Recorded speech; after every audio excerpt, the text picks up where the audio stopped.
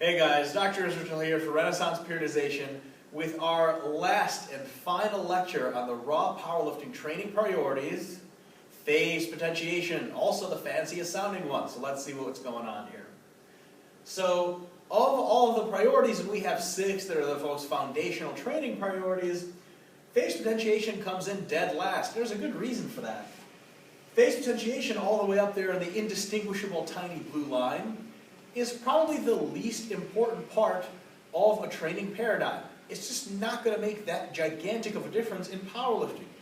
For example, Westside Barbell, one of the most historically successful powerlifting gyms ever, literally didn't make use of phase potentiation, and they did it unbelievably well for a really long time. Now they're finally getting some good competition, but they're still really good. So phase potentiation isn't a huge deal, but if you want the most out of your powerlifting success, it's a really good idea to pay attention to it. So let's take a look.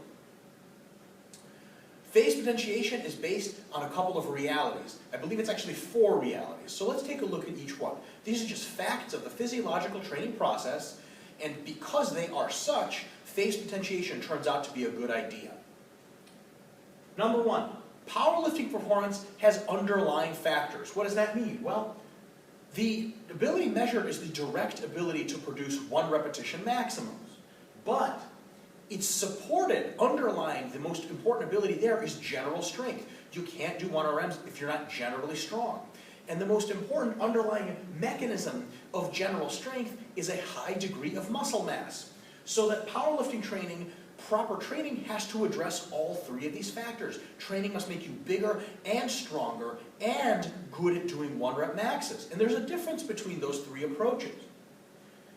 There is the limit, or the reality of the limit of directed adaptation. Hypertrophy training interferes with strength training to some extent, and vice versa.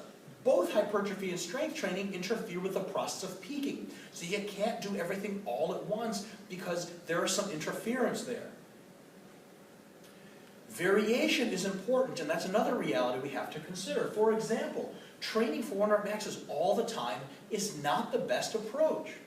Training for size or strength all the time, again, is not the best approach. So we have to make a realization that periodic alteration of the training priorities or the training focus is actually a good way to promote new gains. So that's another factor we have to consider in our grand scheme of training. Lastly, I think, are order effects. Peaking training needs to come right before the meet. So if you say, okay, we're going to do a hypertrophy block of training right before the meet, you're in for a really unfortunate surprise because we know that peaking has to come last. We also know that the best way to put on strength is once you already have the muscle size. So we know that there's going to be an order developed there to some extent, and that's really what sets up the logical structure of phase potentiation, right? So variation here, oh, we're training for size, oh, we're training for strength, we're training to peak, can't be random. There has to be an order effect. So here is where all those 4 limitations or realities combined kind of gives birth to this idea of phase potentiation. So phase potentiation is the logical stringing together of dedicated phases of training to get the best long-term performance results and improvement. So in powerlifting, and phase potentiation applies to a bunch of other sports. In other sports it looks different, but in powerlifting it looks exactly like this.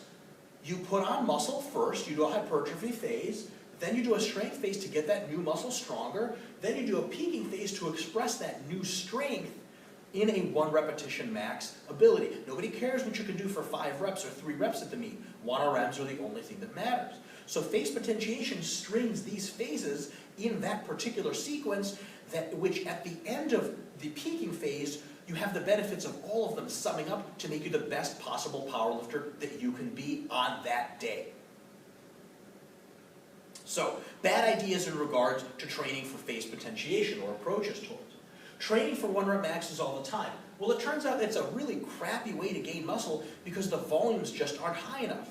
If you try to get high enough volumes through doing lots of 1-rep maxes, you run into a really, really, really big problem with fatigue. So, maxing out all the time isn't really a good way to get bigger or stronger, it turns out, because the volumes necessary for strength and size additions are just too high to handle if you're doing 1-rep maxes to get there. So that's a problem there.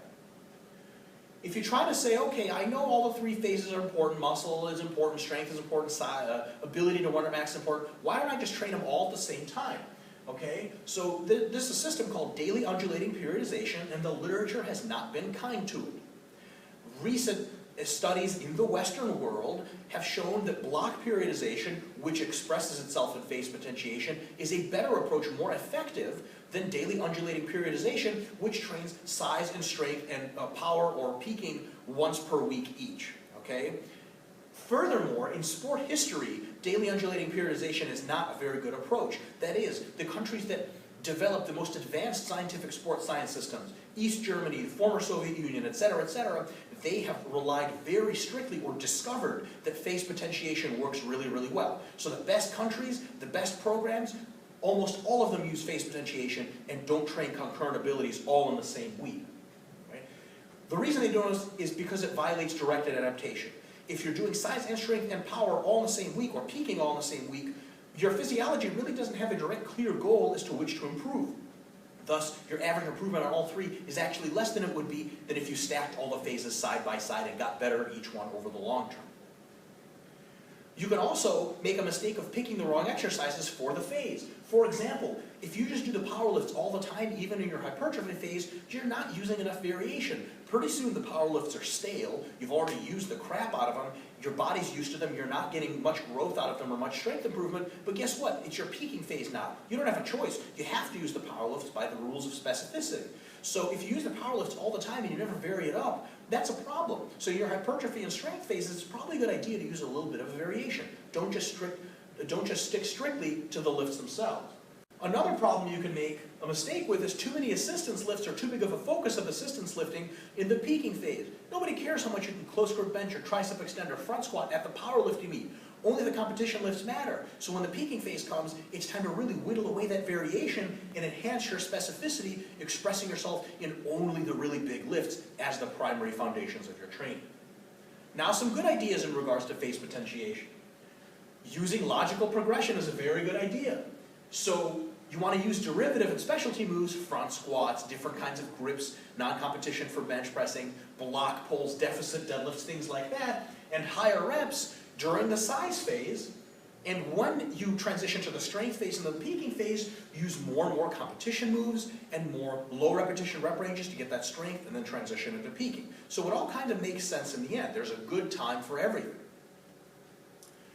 The phases, as they are run, due to directed adaptation, which states that you have to do something in sequence for a while for it to really stick as an adaptation, all right? You can't throw a baseball every now and again and expect to get better at pitching. It has to be a sort of linear time course thing where you keep pitching, improve, and then you can get away from pitching for a while and still be pretty good at it when you come back. So this principle of direct adaptation kind of tells us that the phases have to be probably between 1 and 3 months each. If you run a phase longer than 3 months, it kind of loses its value because you're no longer, the principle of variation says that you're not making too many great gains anymore. Any less than about a month, and the principle of direct adaptation says that you're probably not going to keep a whole lot of those gains. If you train for muscle size for 1 week, what's that really going to do as far as improving your muscle size? Probably not much. Now, how long each phase is, or how long you dedicate to the phases, can depend on your priorities and your demands. For example, if you're already really, really muscular for your weight class, it's probably not a good idea to take 3 whole months to run a hypertrophy phase. That might not be great because you're going to put all that size for what? So that you can diet it down right back into the contest? That's not a good idea. So you might want to do longer strength phases and shorter hypertrophy phases. On the other hand, if you're a lifter just starting out and you don't compete very often, the only reason we ever need to do a peaking phase is for the actual competition. So it's okay to alternate hypertrophy and strength phases for a real long time to get bigger and stronger over the long term, not worry about actually peaking for a meet until you need to. All right, lastly, closing out the discussion here, real world tips and some implications as well. So when training for size, stick to higher reps. Sets of 6 to 10 reps are the best for keeping volumes sustainable. All right, so if you do sets of 6 to 10 as a power lifter in your size phase, you're going to get plenty stronger as well, but you're also getting a lot bigger without accumulating unreasonable amounts of fatigue in the process. Don't max out all the time. It's kind of a no-brainer. I think we all learned in high school that this is a bad idea. Some people still do it and call it a training system. You don't need to be at 1RM ability all the time.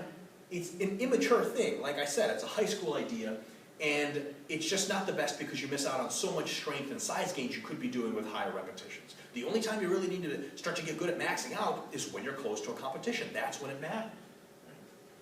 And last but not least, phase potentiation absolutely works. There's good research to support it. There's a very good sport history and theoretical development in other countries to support it. But it won't make or break your training. It's not like you're going to start phase potentiating and be like, well, there was 200 extra pounds on my total because I started doing phase potentiation. Absolutely not. But especially if you're an advanced lifter, if you're a beginner lifter, you can ignore pretty much all these videos except for the one on overload. Just train heavy and eat lots of food and you'll be fine. But as you get more advanced, the more detailed principles matter. Phase potentiation is a good thing. It will help add some pounds to your total. Don't miss out on it if you want everything you can out of your powerlifting. Guys, thanks a lot for paying attention this whole time. Hope you really liked the lecture series. Next up, we'll probably get into bodybuilding and what the training priorities are for being the best bodybuilder you can be. See you then.